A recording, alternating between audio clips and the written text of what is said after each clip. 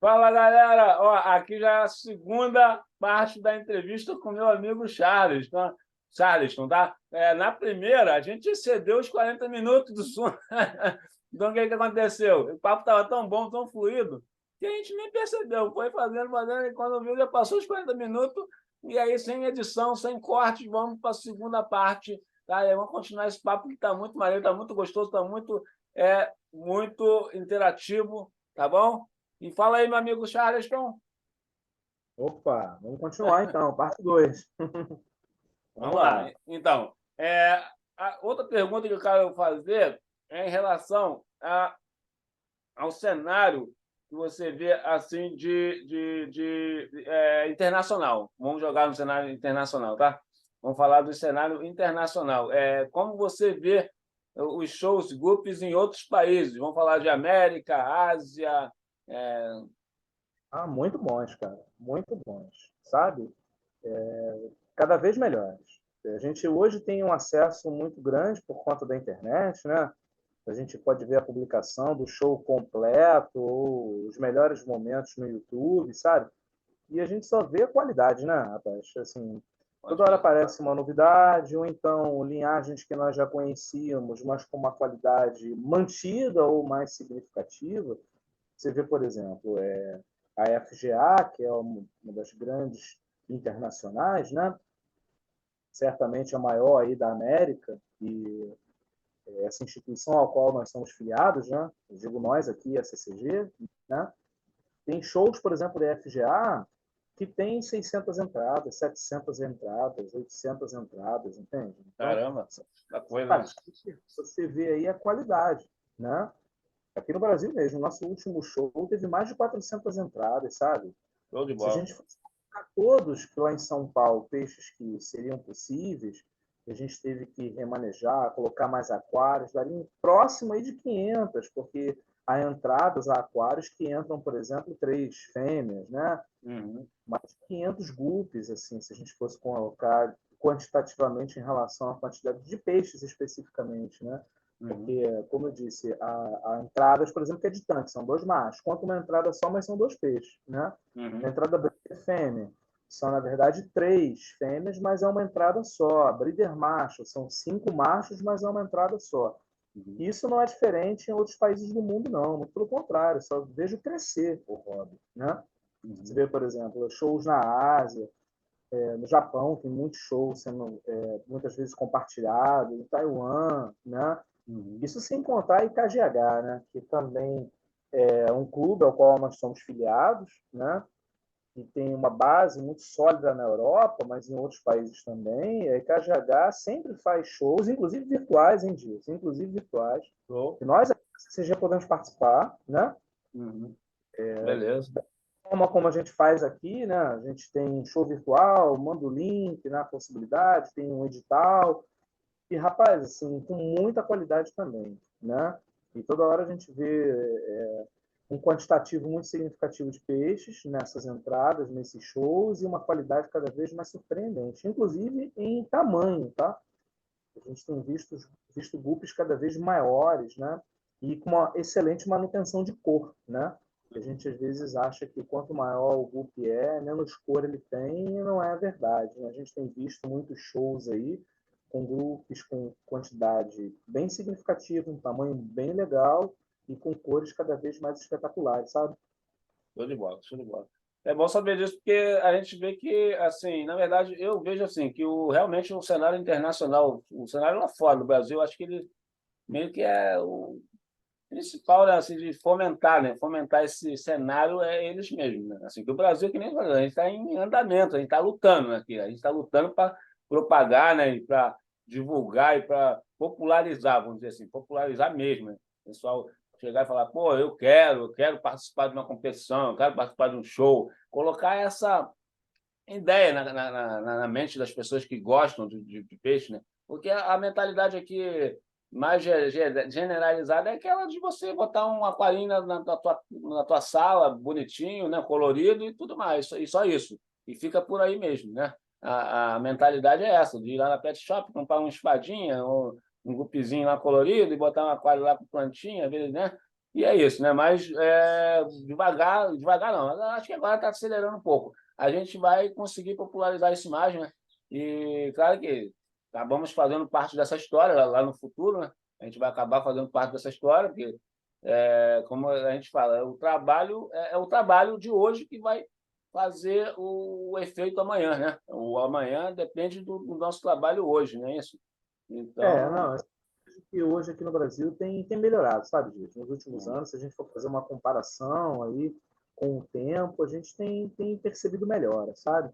Em quantidade de criadores, em quantidade de criadores com intenção de participar de um evento, de fazer uma seleção mais apurada dos seus peixes, de manter uma estufa, criar uma estufa na casa, mesmo que seja ali com 20 aquários, entendeu? Mas manter é, ali umas duas linhagens e tal, umas duas linhas de cada linhagem e está dando certo, sabe? Tem melhorado de uma maneira é, bem mais significativa. Então, eu tenho é, visto um cenário promissor, inclusive no próprio Brasil, tá? Nas pessoas interessadas em estudar sobre o grupo. Então, isso é muito importante, né? Sem sim, isso, não conseguiria esse desenvolvimento. sim. Eu acho que também contribui bastante a internet, né? A internet A tem internet. bastante, porque o acesso que as pessoas têm hoje a esses vídeos, É, a uma série de entrevistas, realmente. embora, né, nós não podemos deixar de lado, né? E há muitos livros importantes no mundo que precisam ser lidos, né? Sim, sim. E se a pessoa tem lei em inglês, facilita a vida, né? Porque Sim. muitas vezes não tem tradução, mas são livros com fotos excepcionais, com comentários de cruzamento, com manejo, né? Uhum. Características dessas linhas, né? De determinadas linhagens, como é que você abre as linhas de uma linhagem X. Então, muito desse material ainda está escrito em inglês, também é Sim, verdade, né? verdade, verdade. Então, mas assim, se valendo desse ponto aí que você tocou, eu relembro o tempo, né, antes do advento da internet aqui no Brasil, quando eu era adolescente, meus 12 anos, eu li aquela Aquarismo, a revista Aquarismo, que até, né, tinha muita resenha de Gastão Botelho, né, Agostinho Alex Monteiro, Damasio. né, Alex Damasio, né? Cara, aí eu era fascinado por aquilo, rapaz. Aí aquela era até uma impressão preto e branco, até bem, assim, bem simples, né? Assim, né? Era uma coisa assim Só para ser desenhada, né? revista, né? Mas inicialmente era em preto e branco mesmo. Isso. Aí tinha até algumas cores, algumas fotos, assim, até na capa era foto, mas era assim uma tiragem, estava vendo que era uma tiragem até assim, meio barata, apesar que era papel couché, o papel era bonito, o papel era couchezinho já, um papel brilhoso, meio, mas era uma revista que era uma preciosidade, né? Para quem, para uma época que não existia internet, a gente já via que já tinha um público, né? Tipo assim, as pessoas que gostavam iam atrás, né, cara? Tipo, ia atrás da literatura, né? Que nem você falou, a maior parte da literatura, vamos dizer, relevante, ela está lá fora, em inglês, na língua inglesa. Mas Ou aqui, né? japonês, né? Muita literatura em japonês também, Isso, né?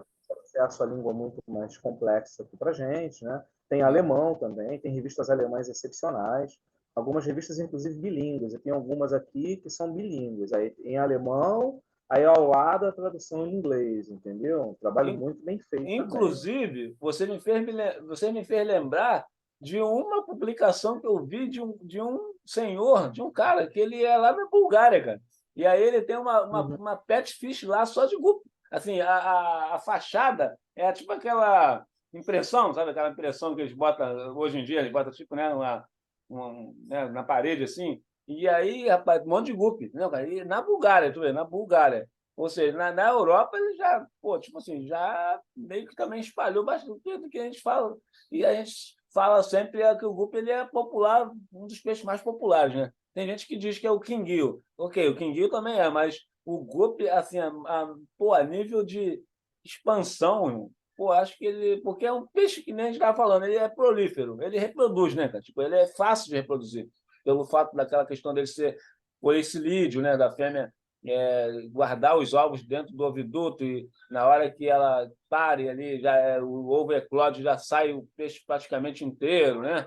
E aí essa parte ajuda muito o peixe eles são peixes que já nascem com um certo tamanho, né? Igual um beta que nasce menor do que a cabeça de alfinete. Então, são peixes que crescem rápido, né? Alimentar. né? entendeu? Crescem rápido em relação a outros peixes, né? Se a gente pegar peixes Ah, pequenos, é né? claro que tem que falar por artêmia, né? Isso a gente nunca pode esquecer, né? Isso aí. Algo Mas, né? Mas assim, mas também tem aquela questão que a gente falou. Não é criar o grupo para show. O grupo agora tem que fazer aquela separação. O grupo para show, ele não é produzido em esteira industrial, ele é seleção.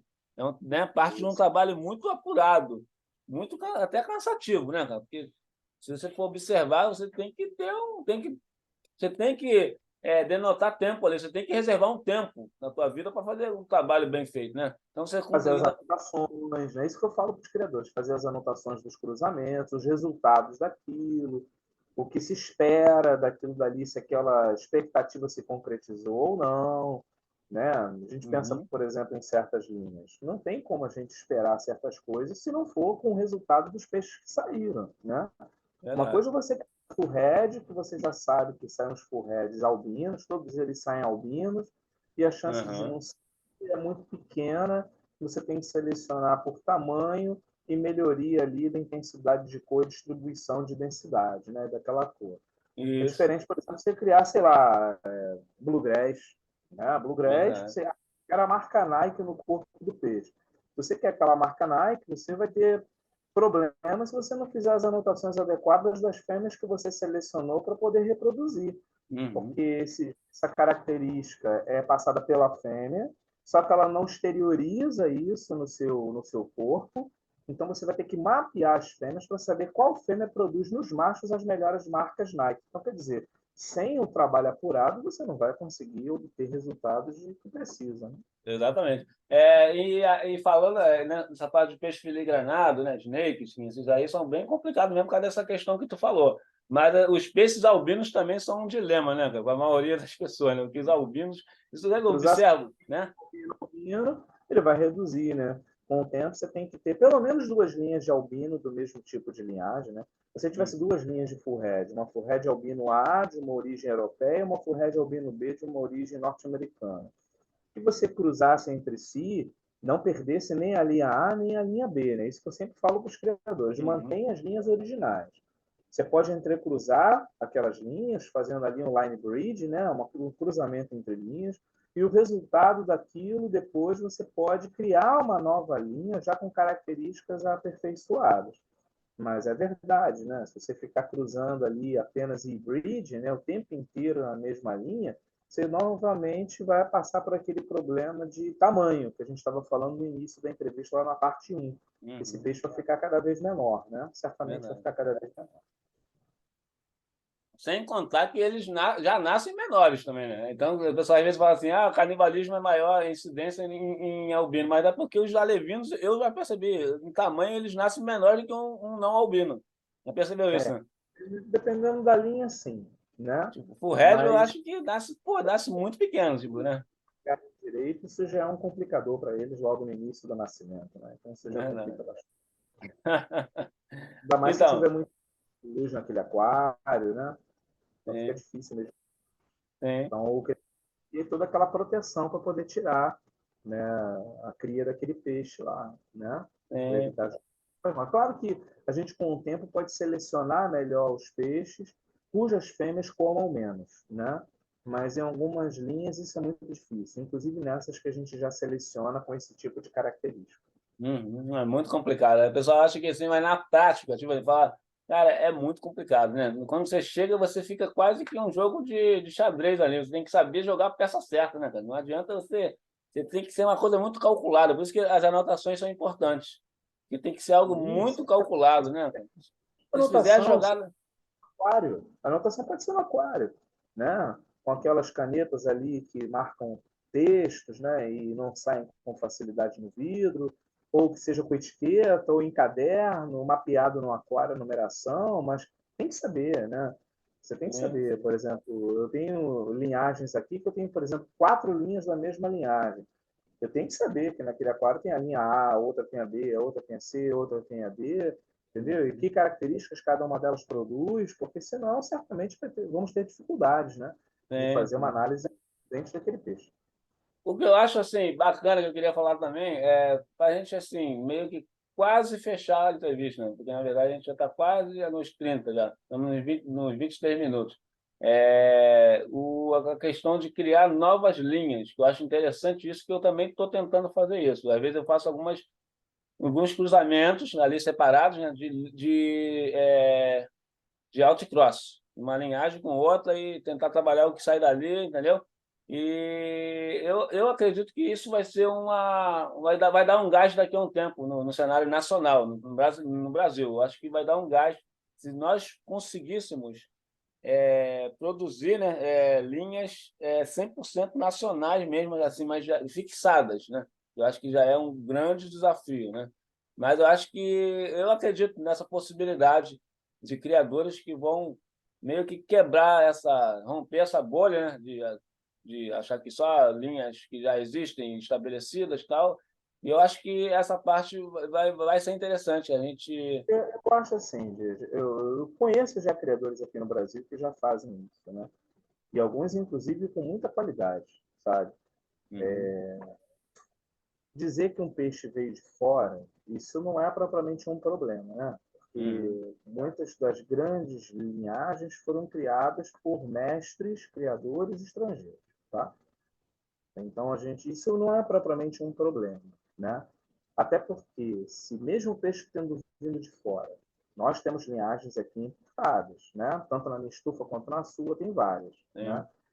Mas a maneira como nós selecionamos aquele peixe, a maneira como nós até mantemos aquela genética, mas abrimos outras linhas, de uhum, alguma forma já mostra que nós temos uma maneira X de selecionar diferente, muitas vezes, do criador de origem. Muitas uhum, vezes essa forma de selecionar pode ser igual ao que ele está fazendo lá, pode ser pior do que ele está fazendo lá, pode ser uhum, melhor do que ele está fazendo lá. Tá? Então, isso propriamente não é um problema, a origem de onde proveio aquela linha, a meu ver. Né? uhum, Agora, o que eu sempre falo para criadores novatos, e não é o seu caso, mas provavelmente muitos aqui que vão ver esse vídeo são novatos, né? uhum, E outros experientes já sabem disso. Fazer cruzamento entre linhas não compatíveis, que é o outcrossing, isso é possível. Tá? Claro que grandes linhas melhoraram com esse tipo de técnica. Linhagens novas no mundo surgiram com esse tipo de perspectiva. Mas a verdade é a seguinte: isso não é uma tarefa fácil de fazer, né, Diego? uhum. Tá? Eu sempre Pô, digo que as pessoas têm que ter conhecimento daquilo que estão fazendo, verdade. né? Sempre converso com algumas pessoas aqui na CCG, o Yuji é um deles, né? Um grande conhecedor de genética de Guppy, amigo nosso aqui da CCG durante muito tempo. E ele sempre diz, quando alguém fala, olha, eu quero fazer um outcross entre a linha A e a linha Z, linhas completamente não compatíveis em cor e tal. E ele normalmente pergunta para essas pessoas de qual é a sua pretensão, o que você quer fazer, que característica você quer agregar, o que você quer desenvolver, né? Porque se a gente também não tiver um horizonte de expectativas, né? E Sim, entender que muitas vezes aqueles cruzamentos vão demandar tempo, vão demandar uma quantidade significativa de aquários, sim, e se você tem um objetivo a ser traçado, muitas vezes o percurso não foi aquele de que gostamos, né? E sim. às vezes aquele peixe que se apresentou daquela forma não é ainda aquilo que você quer, mas sei lá, daqui a 3, 4 gerações poderá ser o seu objetivo. Mas se a gente não tiver um objetivo, não adianta, Sim, sim, certo? sim. Né? Ah, Charles, Claro. eu quero colocar um round tail que seja com uma característica X lá, que eu não tenho peixe round tail com essa característica. Tudo bem. Então, você tem algum round tail? Eu pergunto para aquela pessoa, né, para o criador. Uhum, Ah, eu tenho um round tail de panda, né, o Moscow round tail. Ok. Na sua linha, quem passa o gênio round tail? Normalmente quem passa gênio de caudal é fêmea, você sabe, né? sim, Mas em sim. alguns momentos, em algumas linhas, teve ali um cruzamento, né, um crossover, e está sendo o macho que está passando, ou é autossomal, ele tem que testar. Então, Uhum, se ele responde para mim, não sei, então a primeira pergunta que eu faço para ele é essa, a resposta que eu dou é, então, a primeira coisa que você tem que saber, pesquisa, né? Você sim, tem que sim. conhecer a linha que você tem, né? Ah, então agora eu descobri que a fêmea é quem passa. Ok, então como é que você vai fazer isso? Quais são os peixes que você vai utilizar? Como é que é o percurso? Porque se ele não tiver objetivo a ser traçado e um norte de cruzamentos, certamente ele vai desistir no meio do caminho, entende? E vão sair sim. peixes que ele vai fiz o cruzamento para tentar melhorar, mas não saiu o que eu queria. Mas ele só viu a F1, entende? É Só viu a verdade. F1, só, né? Sempre E assim, para é. quem conhece há muito tempo, sabe que eu sou uma pessoa que normalmente faz hybrid line bridge, eu Uhum. evito fazer autocrossing, tá? A não ser que eu tenha um objetivo muito traçado para levar uma característica genética para uma linha que eu tenha que aquela linha não tem. Aí, ok. Sim. Mas se eu não tenho isso, fazer por fazer, para ver o que vai dar, não é a minha praia, entendeu, gente? Não é. Uhum. Sim, Eu sim, respeito quem pensa diferente e que quer sim. ver peixes bonitos e tal, mas eu gosto de peixes, como você falou, estáveis, ou mais estáveis possíveis do ponto de vista genético, e que eu Sim, tenha uma visibilidade do que vai sair naquela linhagem, né? sim. Então, isso eu tenho que demandar tempo e, consequentemente, às vezes a gente não tem tempo nem espaço para fazer isso, né? Sim, Mesmo eu cara. tendo a parte que eu tenho, né? Verdade, meu amigo. Eu também eu penso dessa forma, assim. Eu acho que nem você falou, com muita propriedade, que você falou assim, que não é para novatos, não é para pessoa que está começando, né? Tipo, se você quiser fazer experiência, que você tem que ter uma vivência com o grupo para tu tentar fazer isso, separando alguns indivíduos, né, que você queira jogar em aquários à parte para tu tentar experiências, né? Mas isso aí não é para pessoa que está começando. Pessoa que está começando, o ideal é pegar linhas fixadas, né? Que já tenha um padrão já Mais para, né? possíveis, né, de preferência, as mais fixadas possíveis, para É, que ele tenha menos surpresas e goste daquilo, né? Melhore o peixe, veja aquele padrão ali saindo. Veja que ele tem, sei lá, uma linha de grass, que sai blue grass, red grass, sai blau. Não tem exatamente. problema, tem Uhum. problema. Se ele quer uma variedade maior, pegue uma que já tem ali uma certa variabilidade. Pega um tipo Sim, de Moscou, que sai Moscou Blue e sai Moscou Green, ou sai Blue e sai Púrpura, ou sai Black e sai Púrpura. Ele tem pelo menos dois, ele separa, vai ter um divertimento, vai ter um sim, potencial genético trabalhado e vai melhorar sim, aquilo que ele tem. Mas hoje eu quero cruzar A com B porque eu perdi a fêmea de A e eu não tenho como repor. Aí não é uma tarefa fácil, entendeu? A não ser sim, que alguém o cliente diga qual é o caminho mais curto para alcançar aquele objetivo e ele não tenha sim, como conseguir aquilo de forma nenhuma. Mas eu sim, sempre digo, perdeu, sei lá, uma fêmea de full head, você não tem mais, só tem macho, consiga com um criador idôneo uma isso, fêmea de full head de uma outra linha, mas que seja de full head. E isso você aí. faz um cruzamento entre linhas.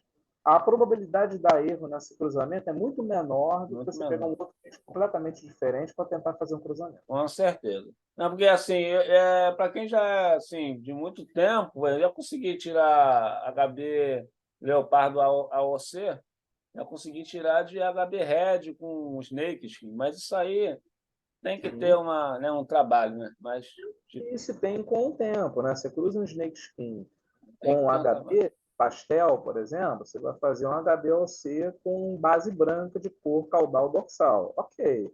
Mas isso na F1 não sai do jeito que a gente quer ainda, né? Ah, Sai tudo, não sai com aquelas bolinhas ainda, sai isso. Sempre sai tudo com infiltração, né? Sempre sai. É lá na verdade. frente.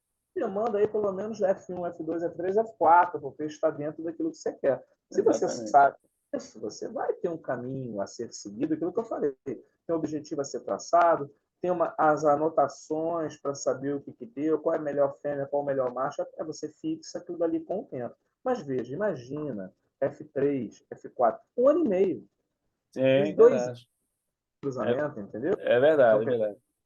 Meu grande, e a pessoa amigo, vou falar para vários para. você. Sim, pode falar, desculpa, pode Não, eu continuar. estou dizendo, e a pessoa tem que ter aquários, tem que ter espaço para isso, né?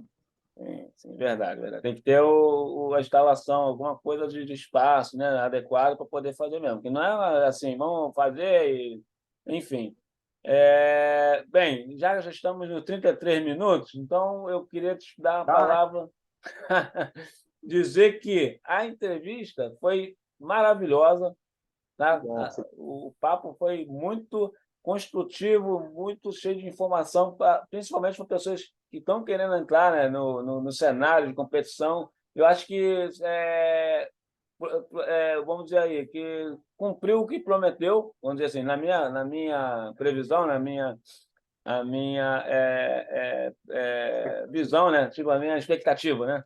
A minha expectativa era essa mesmo, tá? Não de falar de nutrição contigo, tá? Eu não queria falar de nutrição contigo. Eu queria falar realmente de competição e genética, né? De uma forma prática, né?